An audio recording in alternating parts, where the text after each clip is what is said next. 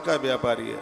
मैं ग्वालियर की पवित्र व्यासपीठ से निवेदन करना चाहूँगा, धन कमाने के बहुत साधन हैं। ये जरूरी नहीं कि ऐसा व्यापार करें जो तराजू से कम तौल करके दिया जाए और वस्तु में मिलावट करी जाए। ऐसा व्यापार कभी भी मत करना। कर्म ही मेरी पूजा है, जहाँ कहा जाता है कि कर्म ही पूजा है। आज सुबह के लाइव टेलीकास्ट में मैं निवेदन कर रहा था कि दुनिया की संपूर्ण संपदा भगवान को आप चढ़ा दें, लेकिन कर्म ठीक नहीं है, भगवान कभी भी प्रसन्न होने वाले नहीं है। और आप भगवान को नोट धन संपदा नहीं चढ़ा पाते, विशुद्ध कर्मों के द्वारा अपना जीवन जीते हैं तो सभी देवी देवता हमारे ऊपर प्रसन्न हो जाते हैं। महाभारत में कथा आती है तुलाधार वैश्य की, भविष्य पुराण में भी एक कथा आती है, मैं आपको निवेदन कर रहा हूँ। तुलाधार वैश्य, बड़े घर में उनका जन्म हुआ। महात्मा जावाली ने तब किया, जटाएं इतनी लंबी हो गई थी कि गौरैया ने घोंसला बना लिया।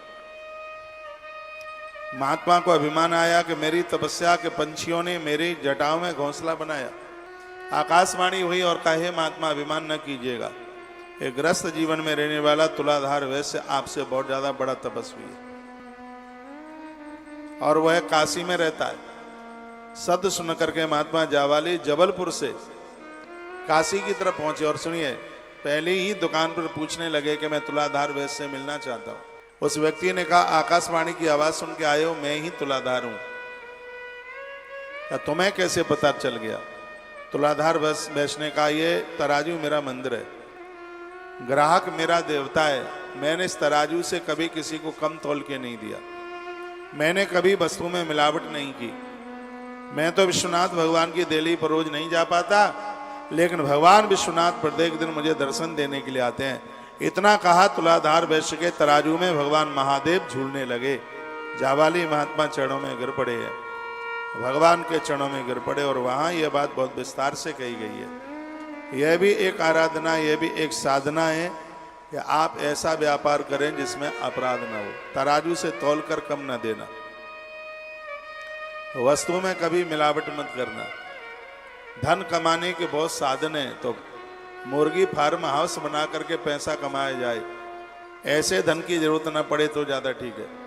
शराब बेचकर ठेके लेकर के धन कमाया जाए, ऐसे धन की जरूरत ना पड़े तो ज्यादा ठीक है। ये कथाएं सिद्धांत देती हैं, हमें समझाती हैं। जाति से ब्राह्मण है, ब्राह्मण के अद्भुत 9 गुण हैं और उन गुणों के साथ जीने वाला ही ब्राह्मण ब्राह्मण है। ब्राह्मण के 6 कर्म हैं, क्षत्रिय के भी 6 कर्म हैं, वैश्य के भी 6 कर्म हैं। चारों वर्णों के 6 कर्मों का वर्णन ग्रंथ में किया हुआ आप सुनेंगे। सब प्राण क्षत्रियान वैश्यान शूद्रास्ति तथा परान।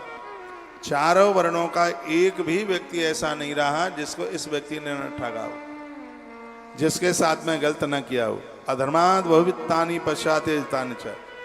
धन से धर्म होता है, लेकिन याद रखिएगा कि धन अधर्म के रास्ते से न आए, इस बात का ध्यान रखा जाए। अर्थ 4 पुरुषार्थों में से एक है।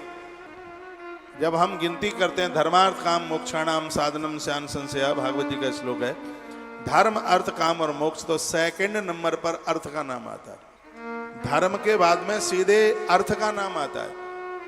तो इसका मतलब यह है कि अर्थ धर्म से जुड़ा हुआ होना चाहिए।